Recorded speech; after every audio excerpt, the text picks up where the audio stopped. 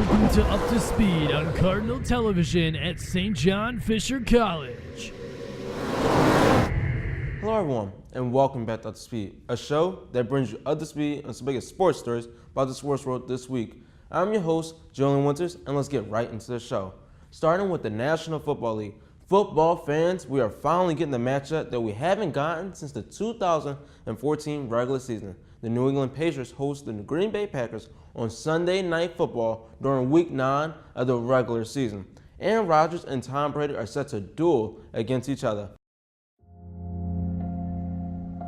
A lot of talk going on these days about who is the greatest ever, about who has the titles, the raw talent, the most clutch moments. I get it. It's a tough call. I mean, even the jersey numbers are the same. But maybe the best way to settle this debate is to play it out head to head.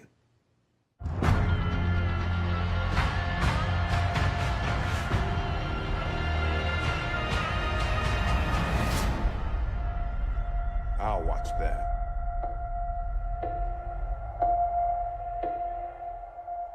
Both of these great quarterbacks will try to prove to the world that they are the better quarterback. We'll find out who will win this individual battle. I'm pumped. Are you?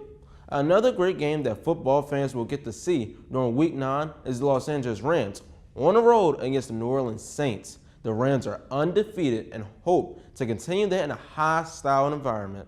This game also features two explosive offenses, so expect a shootout type of game. Tune in if you want to see this great game. Lately, protesting during the national anthem has not been discussed as much as it has been in the past, but now this kind of act is being talked about again in the media. Week 9 was kicked off by the Oakland Raiders facing off against the San Francisco 49ers. Before the game started, a cheerleader of the 49ers decided to protest during the national anthem by kneeling while the rest of her cheerleading squad stood. She is the first ever NFL cheerleader to protest in this kind of manner. Her name has not been identified yet. It's ironic that the 49ers are mentioned in protesting of the national anthem, don't you think? Let's switch gears to the Major League Baseball. After winning the World Series, the Boston Red Sox has received the question, are you guys going to accept the invitation to the White House to visit President Trump? This ball club has not answered that question yet.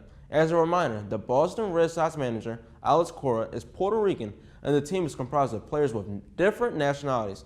We'll find out soon what the Red Sox will decide to do. Next, I have some professional basketball news to share with you.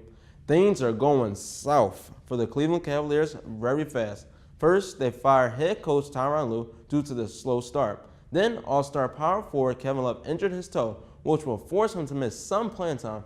Now, shooting guard J.R. Smith would like to be traded to another team. He said, they know they don't want me here.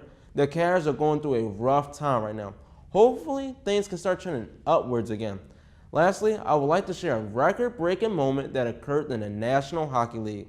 On Thursday, the 1st of November, the Montreal Canadiens defeated the reigning Stanley Cup champions, the Washington Capitals, 6-4. While doing so, they broke a record during their last 2 goals. The Canadiens scored their final 2 goals in 2 seconds apart, which is an NHL record for fastest 2 goals by one team. Wow, that is an amazing record to set. This has been another episode of Up to Speed. Be sure to tune in next week for more sports stories that you might miss.